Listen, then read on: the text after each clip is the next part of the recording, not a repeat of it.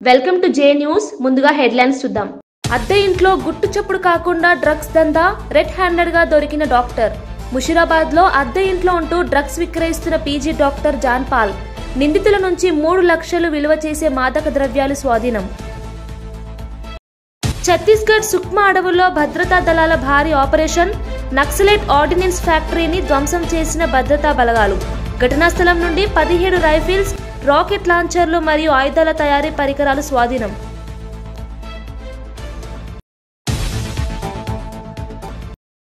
ప్రధాని నరేంద్ర మోదీపై కాంగ్రెస్ అగ్రనేత రాహుల్ గాంధీ విమర్శలు. యూత్ రీల్స్ లో బిజీగా ఉండాలని మోదీ కోరుకుంటున్నారని తెలిపిన రాహుల్, బీహార్లో ప్రశ్నపత్రాల లీకేజీ ఘటనలు తరచూ జరుగుతున్నాయని ఎద్దేవా.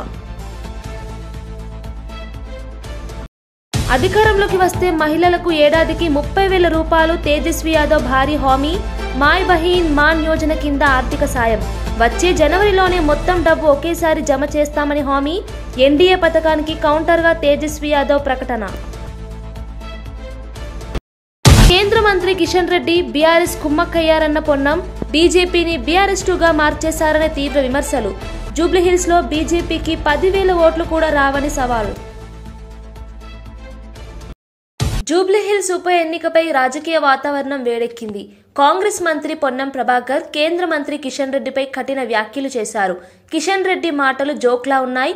గత ఎన్నికల్లో వచ్చిన 25,000 ఓట్లు ఈసారి 10,000కి చేరవు అని విమర్శించారు.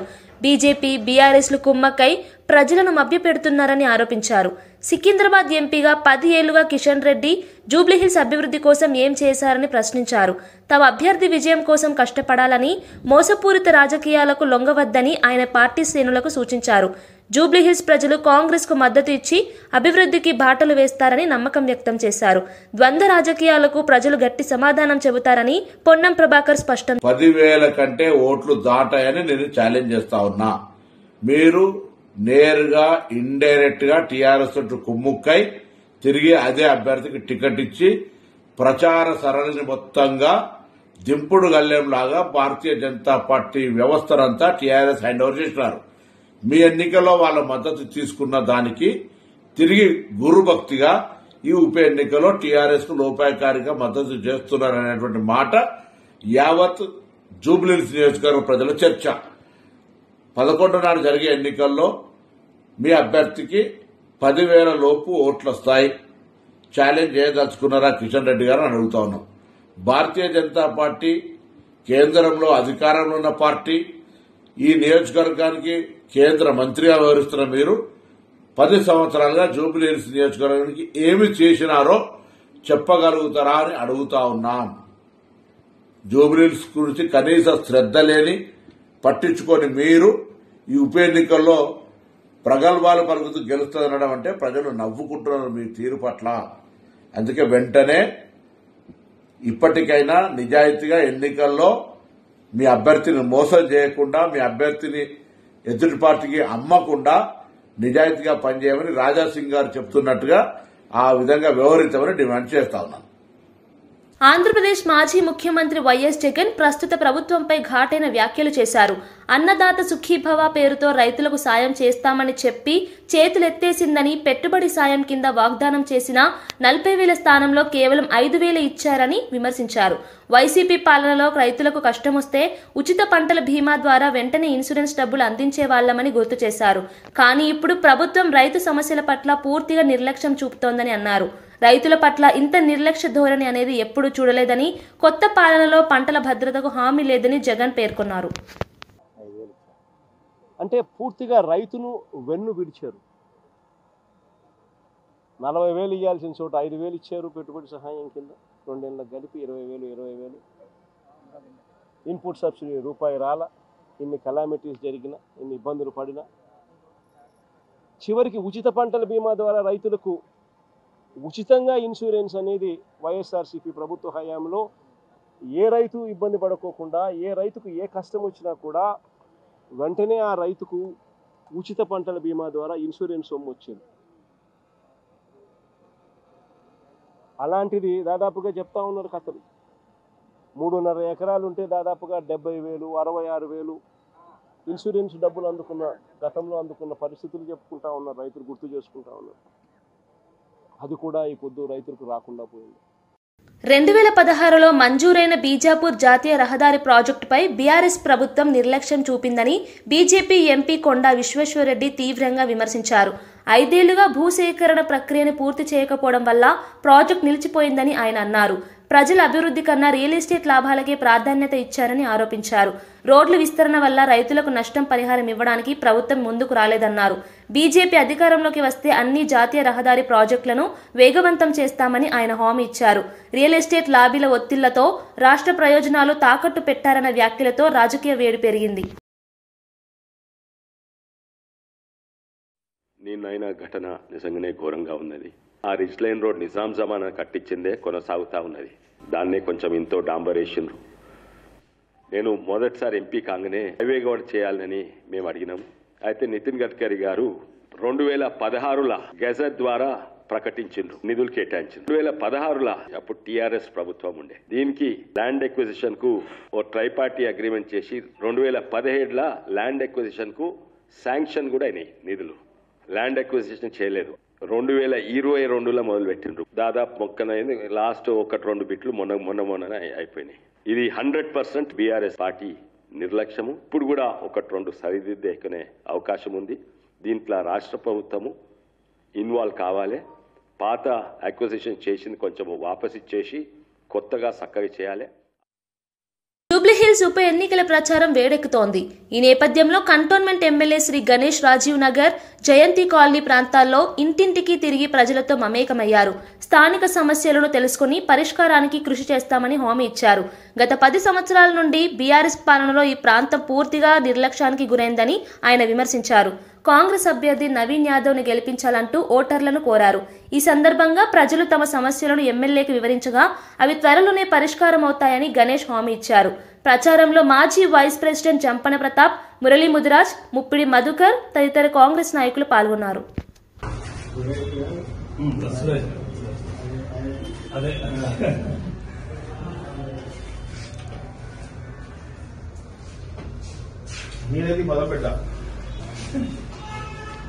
డాడీ లేదా అదే ఎమ్మెల్యే సార్ డాడీ పంపించారు. ఓకే ఓకే ఓకే అన్నా నమస్తే. నేను ఎమ్మెల్యే కంటోన్మెంట్ ఎమ్మెల్యే ఈ ఓటు అడగడానికి వచ్చాను. దయచేసి మీ అమూల్యమైన ఓటు కాంగ్రెస్ అస్తం గుర్తుకి ఓటేసి గెలిపించాలని కోరుతున్నాను. ఎలా ఉంది ప్రస్తుతం ట్రెండ్ ఎట్లుంది? మన గవర్నమెంట్ ఉంది చెప్పండి అందరికి. వాళ్ళకి నేను ఉన్నారు దీనిలో రాజకీయ సాధారణ చాలా రోజు ముందు వచ్చిన ఆర్డర్. అమ్మా నమస్తే. నేను కాంగ్రెస్ పార్టీ నుంచి వచ్చాను. దయచేసి కాంగ్రెస్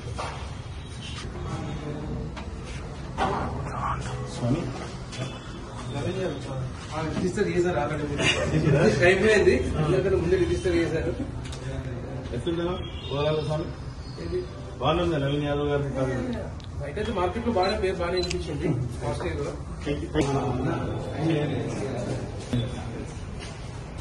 దయచేసి కాంగ్రెస్ కోటేయండి.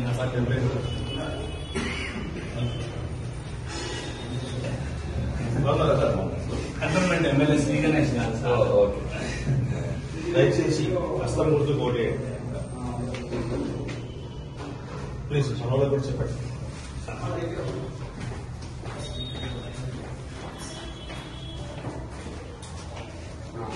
శ్రీ గణేష్ గారు కంటోన్మెంట్ ఎమ్మెల్యేని కాంగ్రెస్ ఎమ్మెల్యేని గెలిపించాలా? కాంగ్రెస్ క్యాండిడేట్ పోటీ.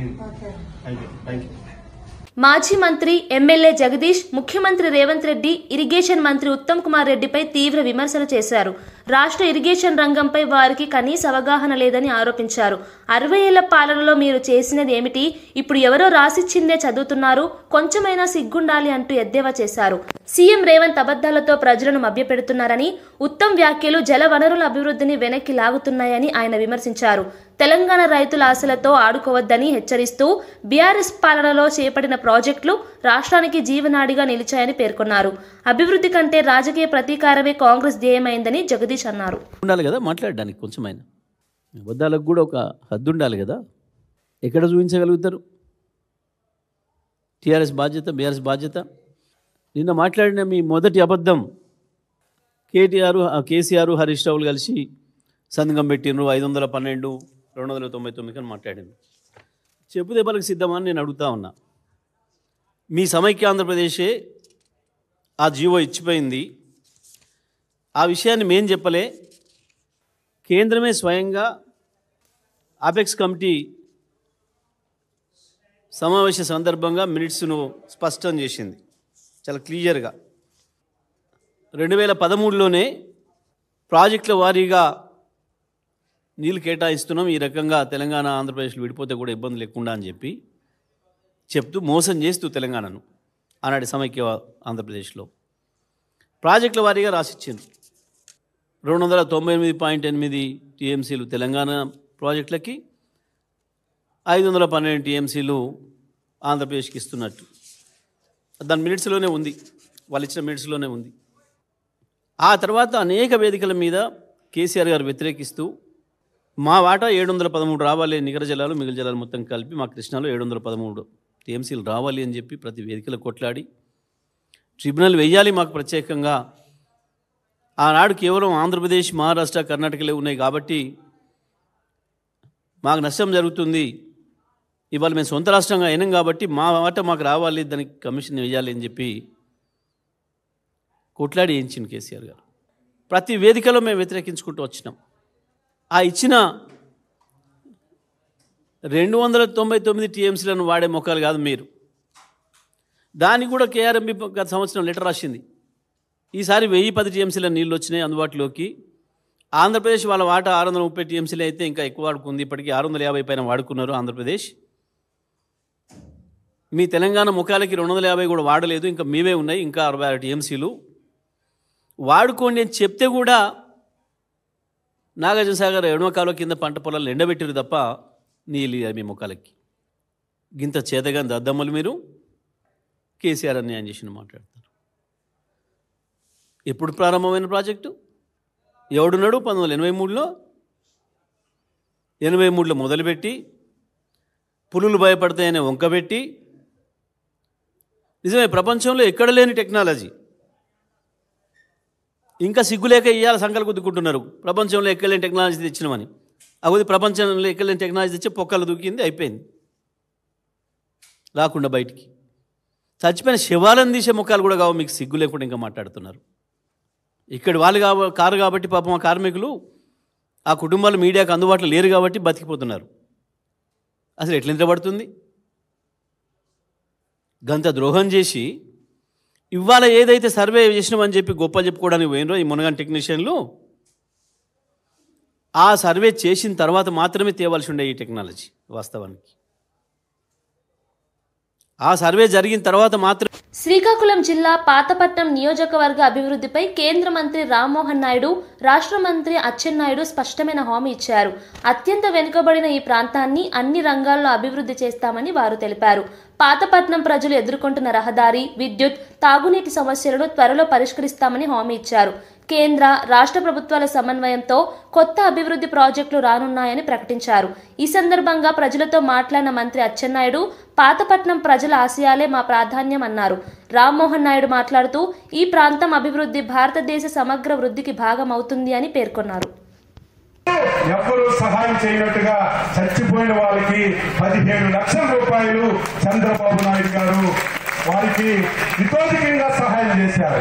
మోడీ గారు 2 లక్షల రూపాయలు సహాయం చేసి వాళ్ళందరికీ ఇబ్బంది లేకుండా, కష్టం లేకుండా మేము ఆదుకుంటే ప్రతి ఓడు రావడం, మైకు పట్టుకోవడం చంద్రబాబు నాయుడు వల్ల జరిగింది. చంద్రబాబు నాయుడు అజాగ్రత్త వల్ల జరిగిందని ఏదో జగన్మోహన్ రెడ్డి పిచ్చోడు మాట్లాడుతుంటే ఒక అర్థం పర్థం ఉంది. సీనియర్లు ధర్మాన ప్రసాద్, బొత్స సత్యబాబు ఆయన మాట్లాడకపోతే ఈయన పని అయిపోతుందని ఆయన అలాగే మాట్లాడాడు, ఈయన అలాగే మాట్లాడాడు. ఒకవేళ మేము ఇచ్చిన 15 లక్షలు చాలకపోతే 1 లక్ష 2 లక్షలు ఎక్కువ ఇవ్వండి అని అడిగితే దానికి అర్థం ఉంది. కానీ దీనికి చంద్రబాబు నాయుడే కారణం. అసమర్థులని సిగ్గు లేకుండా సీనియర్లు మాట్లాడుతుంటే నాకు జాలి కలుగుతుందని చెప్పి మీ అందరికీ తెలియజేస్తున్నాను. ఎక్కడా కూడా ఎటువంటి లోటు లేకుండా మీరెవరైతే మా మా మీద నమ్మకం పెట్టుకున్నారు. మంచి పనులు తీసుకొని రండి, అన్ని కూడా చేకూర్చే బాధ్యత మేము తీసుకుంటాం. 24 గంటలకి 24 గంటలు కూడా కష్టపడి ప్రజల మధ్యలో ఉండాలనంటే ఉండైనా సరే మీ అందరికీ కూడా న్యాయం చేస్తామని మా మీద నమ్మకం పెట్టుకున్న వాళ్ళందరికీ కూడా ఈ సందర్భంగా తెలియజేస్తున్నాం. బీహార్లో రాబోయే అసెంబ్లీ ఎన్నికల నేపథ్యంతో ఆర్జేడీ నేత తేజస్వి యాదవ్ కీలక హామీ ఇచ్చారు. రాష్ట్రంలో తమ పార్టీ అధికారంలోకి వస్తే మహిళల సంక్షేమం కోసం ఏడాదికి 30,000 రూపాయల ఆర్థిక సాయం అందిస్తామని ప్రకటించారు. మహిళల ఆర్థిక స్వావలంబన బీహార్ అభివృద్ధికి మూల స్తంభమని ఆయన పేర్కొన్నారు. పేద కుటుంబాల మహిళలకు ఈ పథకం ద్వారా జీవన ప్రమాణాలు మెరుగవుతాయని తేజస్వి తెలిపారు. బీహార్లో నిరుద్యోగం, మహిళల భద్రత వంటి సమస్యలను ప్రాధాన్యతగా తీసుకుంటామని, కొత్త పాలనలో సమాన హక్కులు కల్పిస్తామని వాగ్దానం చేశారు. ఈ హామీతో రాష్ట్ర రాజకీయ వాతావరణం ఒక్కసారిగా వేడెక్కింది.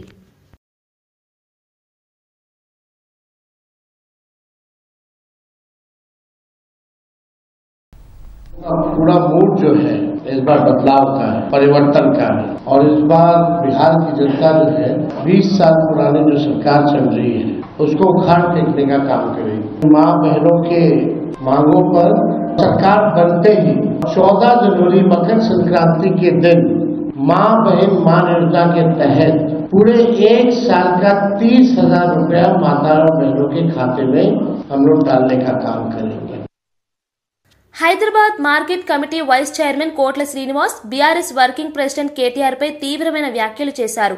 హైడ్రా ప్రాజెక్టు వల్ల జరుగుతున్న అభివృద్ధిని దాచిపెట్టే ప్రయత్నం కేటీఆర్ చేస్తున్నారని ఆయన ఆరోపించారు. ప్రజలకు మేలు చేసే పనులను కూడా రాజకీయ లాభాల కోసం వక్రీకరిస్తున్నారని మండిపడ్డారు. నగర అభివృద్ధి, రోడ్ల విస్తరణ, హైడ్రా ఇన్ఫ్రాస్ట్రక్చర్ ద్వారా వేలాది మంది లబ్ధి పొందుతున్నారని చెప్పారు. ఇలాంటి ప్రాజెక్టులను అడ్డుకోవడం ప్రజల ప్రయోజనాలకు వ్యతిరేకమని పేర్కొన్నారు. కేటీఆర్ వంటి నేతలు రాష్ట్ర అభివృద్ధికి అడ్డు తగలకూడదని హితవు పలికారు. ప్రజలు ఇప్పుడు అవగాహనతో ఉన్నారని, వాస్తవాన్ని గుర్తించి అభివృద్ధికి తోడ్పడతారని కోట్ల శ్రీనివాస్ అన్నారు. కేటీఆర్ గారు, హరీష్ రావు గారు, కేసీఆర్ గారి బలం చూసుకొని ఏ భూ కబ్జాదారులైతే భూములను లాక్కొని నది పరివాహ ప్రాంతాలను లాక్కొని కబ్జా చేసిర్రో వాటి కోసమే హైడ్రాని ఏర్పాటు చేయడం జరిగింది. గౌరవ ముఖ్యమంత్రి రేవంత్ రెడ్డి గారు ఈ హైదరాబాద్ నగరాన్ని మినీ ఇండియాగా తయారు చేయాలని, ఈ హైదరాబాద్ నగరాన్ని అన్ని దేశంలోని నగరాల సరసన ఉంచాలని, భూ కబ్జాదారుల నుండి ప్రభుత్వ భూములను, అదే విధంగా చెరువులను, అదే విధంగా నది పరివాహక ప్రాంతాలన్నింటినీ కూడా పరిరక్షించాలని ఒక దూరదృష్టితోని గౌరవ ముఖ్యమంత్రి రేవంత్ రెడ్డి గారి మేధో మదనంలో పుట్టిన ఒక మానస పుత్రికనే ఈ హైడ్రా. ఈ హైడ్రా గురించి టిఆర్ఎస్ వాళ్ళు ఎందుకు భయపడుతున్నారని సందర్భంగా అడగదలుచుకున్నా. మీరు సూటిగా మిమ్మల్ని ఒక ప్రశ్న అడుగుతా ఉన్నాను ఈ వేదిక ద్వారా. మీరు భూ కబ్జాదారులకు ప్రోత్సహిస్తున్నారా? ప్రోత్సహిస్తారంటే ప్రోత్సహిస్తున్నారని చెప్పండి. కానీ ఒక బృహత్ కార్యక్రమాన్ని ఇలా రాష్ట్ర ప్రభుత్వం చేపట్టి ఏదైతే కబ్జాలలో బలైపోతున్న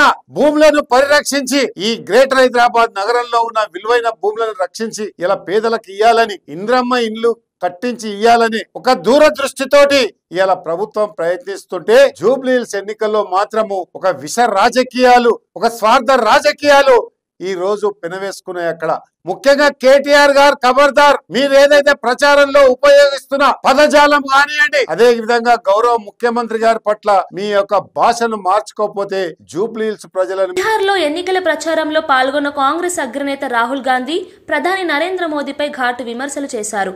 యువతను రీల్స్ తీసేలా ప్రోత్సహించి నిజమైన సమస్యల నుండి దృష్టి మళ్లిస్తున్నారని ఆయన ఎద్దేవా చేశారు. బీహార్లో తరచూ జరుగుతున్న ప్రశ్నపత్రాల లీకేజీ ఘటనలపై మోదీ మౌనం ఆందోళన కలిగిస్తోందని అన్నారు. ప్రజల సమస్యల కంటే ప్రచార రాజకీయాలపై ప్రధాని దృష్టి ఎక్కువగా ఉందని విమర్శించారు. రైతు సంక్షేమం, నిరుద్యోగం, విద్యారంగం వంటి ప్రధాన అంశాలపై కేంద్ర మంత్రి మండలి మౌనం ఎందుకు వహిస్తోందని ఆయన ప్రశ్నించారు. బీహార్ యువత భవిష్యత్తును కాపాడాలంటే ప్రజలు అవగాహనతో ఓటు వేయాలని రాహుల్ గాంధీ పిలుపునిచ్చారు. భోజన్ आता है क्या? नहीं.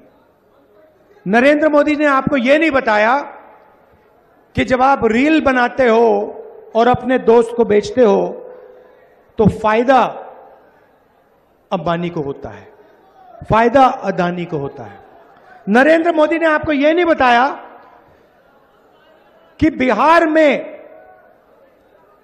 किसानों से छीनकर 1 रुपए में अदानी को जमीन दी गई है.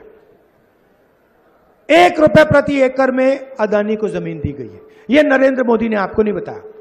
अमित शाह ने आपसे कहा चुनाव में उसने कहा कि बिहार में उद्योग लगाने के लिए जमीन नहीं है, उद्योग लगाने के लिए जमीन नहीं है, मगर अदानी जी को फ्री गिफ्ट देने के लिए बहुत जमीन है. అంబర్పేట్ డీడీ కాలనీ కిడ్నాప్ కేసును పోలీసులు ఛేదించారు. ఈ ఘటనలో పాల్గొన్న 10 మంది నిందితులను పోలీసులు అదుపులోకి తీసుకున్నారు. మంత్రి శ్యామ్ అనే వ్యక్తిని కిడ్నాప్ చేసి 1.5 కోట్లు డిమాండ్ చేసినట్లు విచారణలో తేలింది. ప్రధాన నిందితురాలు మాధవీలత అమెరికాలో బాధితుడితో వివాహం చేసుకుని విడాకులు తీసుకున్న తర్వాత ఈ కుట్ర పన్నినట్లు తెలుస్తోంది. మరో నిందితుడు సాయి ఈ గ్యాంగ్కి సూత్రధారిగా ఉన్నాడు. పోలీసులు నిందితుల వద్ద నుంచి 3 కార్లు, 2 బైకులు, 8 మొబైల్ ఫోన్లు, డ్రగ్స్ సామాగ్రిని స్వాధీనం చేసుకున్నారు. బాధితుడు తెలివిగా తప్పించుకొని పోలీసులకు సమాచారం ఇవ్వడంతో కేసు ఛేదన వేగంగా పూర్తయింది. మిగతా 4 నిందితుల కోసం గాలింపు కొనసాగుతోందని ఈస్ట్ జోన్ డీసీపీ బాలస్వామి తెలిపారు. వెళ్ళిపోవడం జరిగింది. దీనికి సంబంధించి ఆ రోజు అర్ధరాత్రే మనము కిడ్నాప్ చేసినటువంటి మొదటి కారుని చర్లపల్లి సమీపంలో ఒక అటవీ ప్రాంతంలో దాన్ని కనుగొనడం జరిగింది. అది దాని పూర్వాపరాలు పరిశీలించినప్పుడు అది లాంగ్ డ్రైవ్ కార్స్ నుంచి రీసెంట్గా రెంట్కి తీసుకొని దాన్ని కిడ్నాప్లో వాడడం జరిగింది. దాని తర్వాత అక్యూజ్డ్ పర్సన్స్ ఎవరైతే ఉన్నారో వాళ్ళు వేరే ఇంకొక 2 కార్లు తీసుకొని 2 వీలర్స్ మీద అందరు కూడా పారిపోవడం జరిగింది. దీనికి సంబంధించి during the course of investigation మంత్రి శ్యామ్ అనే ఇతను డీడీ కాలనీ సాయి కృప రెసిడెన్సీ కృష్ణతేజ రెసిడెన్సీలో దాదాపు 3 ఇయర్స్ నుంచి ఉంటున్నాడు. సో అక్కడ ఇతనికి దాదాపు 30 సంవత్సరాల కిందనే ఫస్ట్ మ్యారేజ్ అయింది ఇక్కడ A1 మాధవీలత తోటి. ఈమె యుఎస్లో దాదాపు 10 ఇయర్స్ ఉన్న తర్వాత 2005లో హైదరాబాద్ రావడం జరిగింది. హైదరాబాద్ వచ్చిన తర్వాత యుఎస్లోనే ఫస్ట్ డైవర్స్ అయింది. బట్ తర్వాత మళ్ళీ హైదరాబాద్ వచ్చి దాదాపు 22 వరకు కూడా ఇద్దరు కలిసి ఉండడం జరిగింది. సో ఈ A1కి సంబంధించి ఈమె పేరు మాధవీలత. ఈమె వీళ్ళ హస్బెండ్కి లాస్ట్ 3 ఇయర్స్ నుంచి దూరంగా ఉంటుంది. ఇతను దూరంగా ఉన్నప్పుడు ఇంకొక ఆమెను పెళ్లి చేసుకోవడం జరిగింది. ఆమె పేరు ఫాతిమా. సో ఇతని పేరు కూడా మంత్రి శ్యామ్ నుంచి అలీ అని పేరు మార్చుకొని ఆ మ్యారేజ్ కూడా చేసుకున్నాడు. సో దీంతో ఆమె ఇతని పైన కక్ష కట్టి, అంటే మా పిల్లల్ని తర్వాత మమ్మల్ని ఎవరు చూసుకుంటలేరు అనే ఉద్దేశంతో ఇతనికి తగిన శాస్తి చేయాలనే ఉద్దేశంతో ఈ కిడ్నాప్ ప్లాన్ అనేది చేయడం జరిగింది. సో అందులో ఫస్ట్ దీనికంటే ఫ్యామిలీ ఇష్యూస్ కంటే ముందు ఈ విక్టిమ్ ఎవరైతే ఉన్నారో మంత్రి శ్యామ్ అనే అతను రీసెంట్గా ఒక 2 మంత్స్ బ్యాక్ ఇతనికి సంబంధించిన అంటే ఇతని పూర్వీకుల నుంచి అంటే ఫాదర్ నుంచి వచ్చినటువంటి బంజరాయిల్స్లో ఉన్న ఒక షాపింగ్ కాంప్లెక్స్ని దాదాపు 20 నుంచి 22 కోట్లకు అమ్మడం జరిగింది. దానికి సంబంధించి కొన్ని డెట్స్ ఉంటే అవి అతను కంప్లీట్ చేశాడు. So remaining amount. జూబ్లీహిల్స్ ఉప ఎన్నికలో కాంగ్రెస్ పార్టీ అభ్యర్థి నవీన్ యాదవ్ కు మద్దతుగా మంత్రి పొన్నం ప్రభాకర్, ఏఐసిసి ఇన్ఛార్జ్ మీనాక్షి నటరాజన్ ప్రచారం నిర్వహించారు. ఈ సందర్భంగా మంత్రి మాట్లాడుతూ నవీన్ యాదవ్ విద్యావంతుడు, ప్రజల సమస్యలను దగ్గరగా అర్థం చేసుకునే నాయకుడు అని ప్రశంసించారు. జూబ్లీహిల్స్ అభివృద్ధికి ఆయన కృషి చేస్తారని, పాత సమస్యలను పరిష్కరించి ప్రాంతాన్ని ఆధునికంగా తీర్చిదిద్దుతారని నమ్మకమన్నారు. కాంగ్రెస్ ప్రభుత్వ సంకల్పం ప్రజల జీవితాలను మెరుగుపరచడం, నిరుద్యోగ యువతకు అవకాశాలు కల్పించడమని తెలిపారు. బీఆర్ఎస్, బీజేపీ పార్టీల మధ్య గుట్టుచప్పుడు కాకుండా ఒప్పందాలు జరుగుతున్నాయని విమర్శించారు. ప్రజలు ఈసారి వివేకంగా ఆలోచించి అభివృద్ధి దిశగా ఓటు వేయాలని పిలుపునిచ్చారు.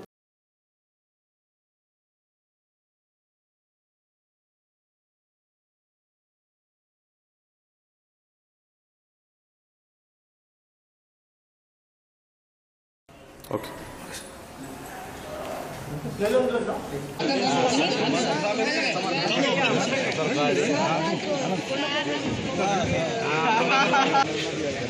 दुआ चाहिए आपका प्रसिद्ध नौजवान लड़ने वाला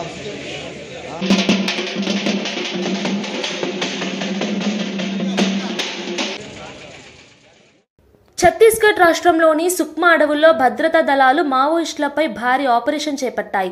ఈ దాడిలో నక్సలైట్ ఆర్డినెన్స్ ఫ్యాక్టరీని పూర్తిగా ధ్వంసం చేయడంలో విజయాన్ని సాధించాయి. దాడి అనంతరం ఘటనా స్థలం నుండి 17 రైఫిల్స్, రాకెట్ లాంచర్లు, బుల్లెట్ల తయారీ పరికరాలు, పేలుడు పదార్థాలు వంటి ఆయుధ సామగ్రిని భద్రతా బలగాలు స్వాధీనం చేసుకున్నాయి. డీఆర్జీ బృందం అత్యంత వ్యూహాత్మకంగా ఈ ఆపరేషన్ నిర్వహించినట్లు జిల్లా ఎస్పీ కిరణ్ చవాన్ వెల్లడించారు. ఈ దాడి మావోయిస్టుల నెట్వర్క్ కి పెద్ద దెబ్బగా మారిందని చెప్పారు. సుక్మా అడవుల్లో ఆయుధాల మరమ్మత్తు, తయారీకి ఉపయోగిస్తున్న రహస్య స్థావరం ఇప్పుడు పూర్తిగా శిథిలావస్థకు చేరిందని తెలిపారు. భద్రతా బలగాల చురుకైన చర్యతో మావోయిస్టుల దుశ్చర్యలకు కొంతవరకు అడ్డుకట్ట పడిందని అధికారులు పేర్కొన్నారు. वजह से इस प्रकार के डंप काफी ज्यादा मात्रा में एनकाउंटर, अरेस्ट, सरेंडर हो रहे हैं। नक्सलियों को मैं यही अपील करना चाहूंगा कि जल्द से जल्द सरेंडर कर दे और पूरे इलाके में शांति प्रस्थापित की जाए। माओवादियों की कौन सी कमेटी वहां पर सक्रिय रही है? माओवादियों की पीएलजे बटालियन नंबर 1 उस एरिया में सक्रिय रही है और ये जो पूरा डंप मिला है पीएलजे बटालियन 1 नंबर का ही डंप है। सर मुठभेड़ हुई या कोई बड़ा लीडर वहां होने की मदद की? नहीं, वहाँ मतलब हमने ऑपरेशन लॉन्च किया था। ऑपरेशन के दौरान, सर्चिंग के दौरान ये डंप वहाँ मिला है। सर आने वाले समय में ऑपरेशन और तेज होंगे?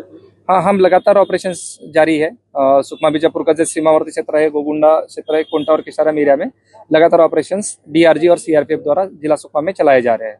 बड़े माओवादियों को सरेंडर की सूचना बीच में आ रही थी सर, खबरें पता चल रही थी, ऐसा कुछ पता चला? कुछ संपर्क में है सर बड़े माओवादी सरेंडर की प्रक्रिया निरंतर चल रही है। अलग अलग मात्रा में सभी जिलों में सरेंडर के लिए नक्सली संपर्क कर रहे हैं। मैं सभी नक्सलियों से ये अपील करता हूं कि जल्द से जल्द सरेंडर करें और एरिया में शांति प्रस्थापित करें। మేడ్చల్ ఎమ్మెల్యే మాజీ మంత్రి మల్లారెడ్డి తిరుపతిలో శ్రీవారి సేవలో పాల్గొన్నారు. ఈ సందర్భంగా ఆయన ఇటీవల తిరుపతిలోని శ్రీ కాలేజ్ను కొనుగోలు చేసినట్లు వెల్లడించారు. దేశవ్యాప్తంగా విశ్వవిద్యాలయాలను స్థాపించాలన్న తన సంకల్పాన్ని తెలిపారు. యువతకు నాణ్యమైన విద్యను అందించడం తన ప్రధాన లక్ష్యమని పేర్కొన్నారు. విద్యారంగంలో తెలంగాణను ఒక మోడల్ స్టేట్గా తీర్చిదిద్దడమే తన కల అని చెప్పారు. తిరుపతిలో విద్యా విస్తరణకు శ్రీ కాలేజ్ సహకారం అందిస్తుందని అన్నారు. రాజకీయాలు, సేవా కార్యక్రమాలు రెండింటినీ సమాంతరంగా కొనసాగిస్తానని స్పష్టం చేశారు. తెలంగాణను అభివృద్ధి, సంక్షేమానికి కేవలం కేటీఆర్, కేసీఆర్ నేతృత్వమే అవసరమని మల్లారెడ్డి అభిప్రాయపడ్డారు. తిరుమల దర్శనానికి వచ్చిన భక్తులు కూడా ఆయనతో ఫోటోలు దిగారు.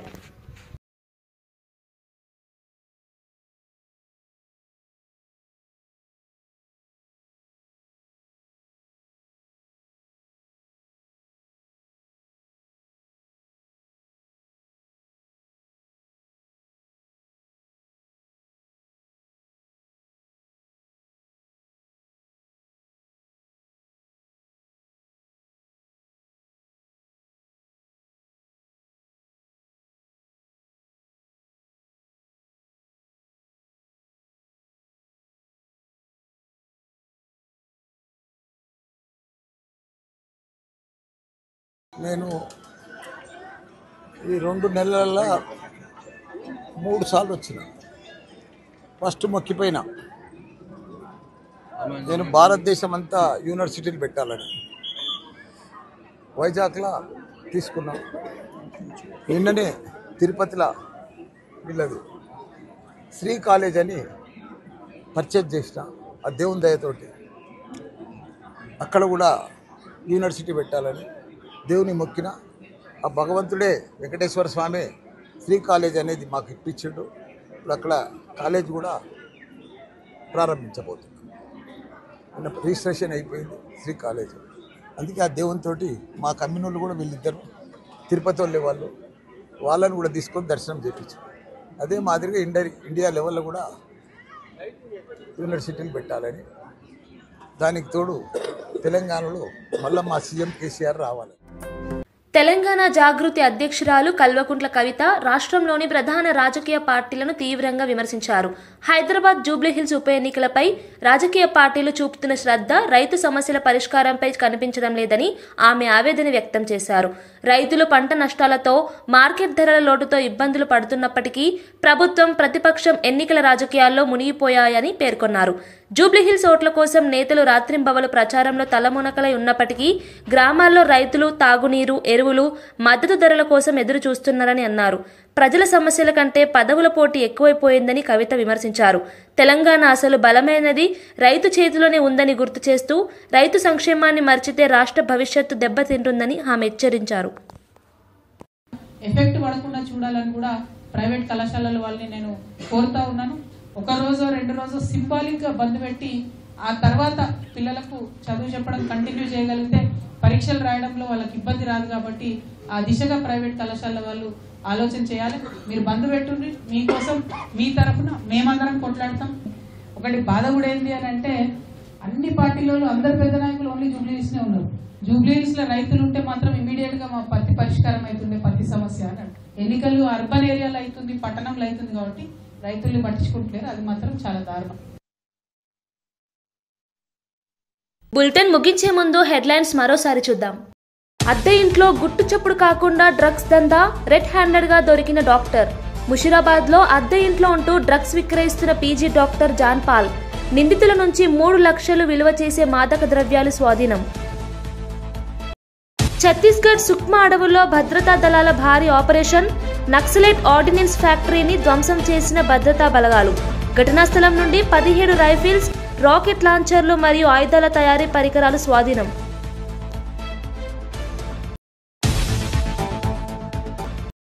ప్రధాని నరేంద్ర మోదీపై కాంగ్రెస్ అగ్రనేత రాహుల్ గాంధీ విమర్శలు. యూత్ రీల్స్ లో బిజీగా ఉండాలని మోదీ కోరుకుంటున్నారని తెలిపిన రాహుల్, బీహార్లో ప్రశ్నపత్రాల లీకేజీ ఘటనలు తరచూ జరుగుతున్నాయని ఎద్దేవా. అధికారంలోకి వస్తే మహిళలకు ఏడాదికి 30,000 రూపాయలు తేజస్వి యాదవ్ భారీ హామీ. మాయ్ బహీన్ మాన్ యోజన కింద ఆర్థిక సాయం. వచ్చే జనవరిలోనే మొత్తం డబ్బు ఒకేసారి జమ చేస్తామని హామీ. ఎన్డీఏ పథకానికి కౌంటర్గా తేజస్వి యాదవ్ ప్రకటన. కేంద్ర మంత్రి కిషన్ రెడ్డి బీఆర్ఎస్ కుమ్మక్కయ్యారన్న పొన్నం. బీజేపీని బీఆర్ఎస్ 2గా మార్చేశారనే తీవ్ర విమర్శలు. జూబ్లీహిల్స్ లో బీజేపీకి 10,000 ఓట్లు కూడా రావని సవాల్. ఇవి బులెటిన్ విశేషాలు. మరో బులెటిన్ లో మళ్ళీ కలుద్దాం.